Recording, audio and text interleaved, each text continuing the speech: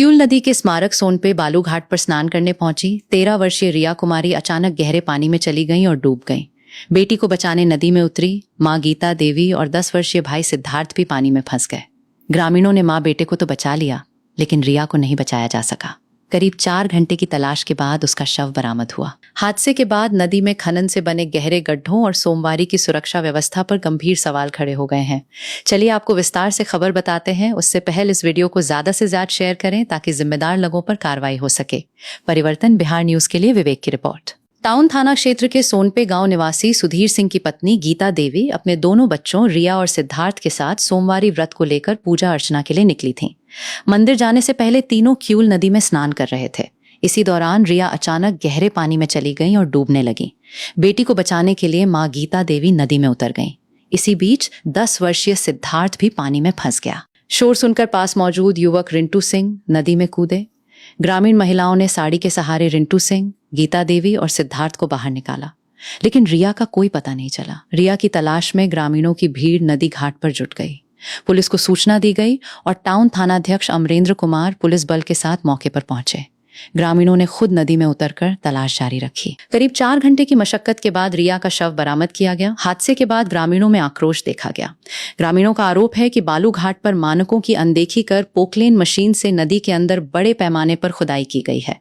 लोगों के मुताबिक कई जगह 15 से 30 फीट तक गहराई है, जबकि कुछ ग्रामीणों ने 40 से 50 फीट तक गहरे गड्ढे होने का आरोप लगाया है। ग्रामीणों ने सवाल उठाया कि खनन के बाद बने इन गड्ढों को सुरक्षित कराने की जिम्मेदारी आखिर किसकी है। अंतिम सोमवारी को लेकर प्रशासन ने घाटों पर सुरक्षा व्यवस्था के पुख्ता इंतजाम का दावा किया था। खतरनाक स्थानों पर बैरिकेडिंग और गोताखोरों की तैनाती की बात कही गई थी, लेकिन रिया की तलाश में ग्रामीणों को खुद नदी में उतरना पड़ा। इससे प्रशासनिक तैयारी पर सवाल खड़े हो गए हैं। हादसे में बाल बाल बचे गीता देवी और सिद्धार्थ के स्वास्थ्य की जांच के लिए थानाध्यक्ष ने एम्बुलेंस और चिकित्सकीय टीम बुलवाई। आरोप है कि करीब 45 मिनट बाद एम्बुलेंस पहुंची और उसमें डॉक्टर मौजूद नहीं थे। ग्रामीणों के अनुसार एम्बुलेंस में मौजूद एमटीएम सुनील कुमार दास को मौके पर रक्तचाप तक जांचने में परेशानी हुई। इसको लेकर भी लोगों में नाराजगी देखी गई। घटना के बाद अंचलाधिकारी सौरभ कुमार ने मौके पर पहुंचकर स्थिति का जायजा लिया और परिजनों को सांत्वना दी। उन्होंने खनन से बने गड्ढों और घटना के जिम्मेदार लोगों के खिलाफ जांच के बाद कार्रवाई का भरोसा दिया। मृतका के परिजनों को नियमानुसार मुआवजा दिलाने की बात भी कही। जिला प्रशासन के द्वारा ये कहा जा रहा था कि सर सारी तैयारियां की गई है, सारी तैयारियां इतने बड़े पैमाने पे गड्ढा किया गया है, सब तो तैयारियां कहाँ कमी रह गई सर आपको? देखिए, एक दुर्घटना है। आज आखिरी सोमवार है, जैसा कि आपको जानकारी है, और आज काफी भीड़ में लोग यहाँ पे आना जाना स्नान कर रहे हैं। इस क्रम में क्या हुआ कि 3 लोग नहाने गए हैं, एक ही परिवार के, जिसमें एक बच्ची जो है वो थोड़ा आगे चली गई और जिसकी जानकारी नहीं थी, वहाँ अचानक गड्ढा था। तुरंत में गोताखोर का इंतजाम करके भेजा गया, पर जब तक ये होता तब तक इनका दुर्घटना हो चुका था।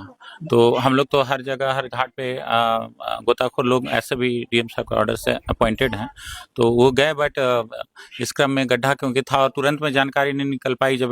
जब तक ये लोग इनके माताजी और भाई निकल के आए, तब तक खोजबीन हो रही थी कि वो कहाँ चले गए। इस बीच गोताखोर गए, तो गोताखोर जितना भी अपना प्रयास कर सकते थे कि इवन हम लोग एसडीआरएफ को भी तुरंत बुलाने का प्रयास किए, पर तब तक इनका जो है वो सब बाहर आ गया। सर, ग्रामीणों का कहना है कि 4 घंटे तक ग्रामीण अपने से खोजते। अब देखिए, आप कह रहे हैं तो इसकी हम लोग जांच करवा लेंगे। हम लोग को तो जैसे सूचना मिली, हम लोग जितनी तत्परता से हो सकता है प्रशासन की तरफ से प्रयास किए हैं, और हर जगह हम लोग रात 3 बजे से ही गोताखोर लोग का अपॉइंटमेंट को सुनिश्चित किए हैं। उन लोग से उन लोग का लोकेशन भी मंगवाए थे, वो लोग भेजे भी।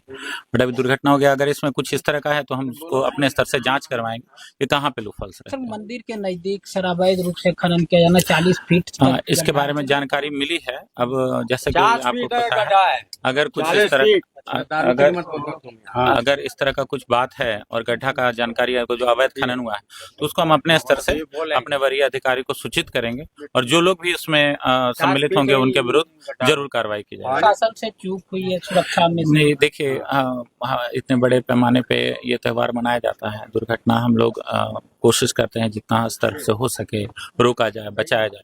अब चूक तो तभी मानेंगे जब एक बार हम जांच करवाएंगे। सर, ये ऐसी नदी है जहाँ से सर लाखों श्रद्धालु यहाँ पे जल भरते हैं और महादेश्वरिया तक जाते हैं, तो ऐसे घाट पे सर सुरक्षा के तो पुख्ता इंतजाम। गोताखोर लोग का अपॉइंटमेंट हुआ था। गोताखोर देखिए, हम देखिए जो भी होता है ऐसा नहीं है इतने लाखों लोग आ रहे हैं। दुर्घटना जो है सो ये एक दो जो हुई है, हम आपको फिर कह रहे हैं कि हम लोग इसमें लूप फॉल्स जो भी रहा होगा हम लोग उसकी जांच करवाएंगे। हम लोग अपनी तरफ से दिन रात ये प्रयास में लगे रहते हैं कि लाखों के स्तर पे लोग आते हैं, त्यौहार मनाते हैं, तो कहीं कुछ इस तरह का न हो। पर अगर होता है तो हम पुनः इसको कह रहे हैं कि हम लोग इसकी पूरी जांच करवाएंगे। व्रत रखे थे आप लोग? हाँ, सोमवार व्रत किए थे। बच्ची भी व्रत कर रही थी? हाँ, बच्चे भी किए।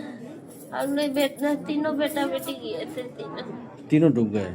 हाँ, तीनों। पहले कौन डूबा नदी में? पहले दोनों बेटी मेरा डूब रहा था तो पीछे से हम भी चल गए थे। अच्छा, तो हाँ, पीछे से चल गए तो फिर मेरे बेटा को ऐसे पकड़ लिया, बेटी को नहीं पकड़ सके सर, उसको तुम पर ही फेंकते गए बेटा को। एक वो देवर लगता वही हमको खींच के निकाले। साड़ी वो देवर डूबल जाती फिर साड़ी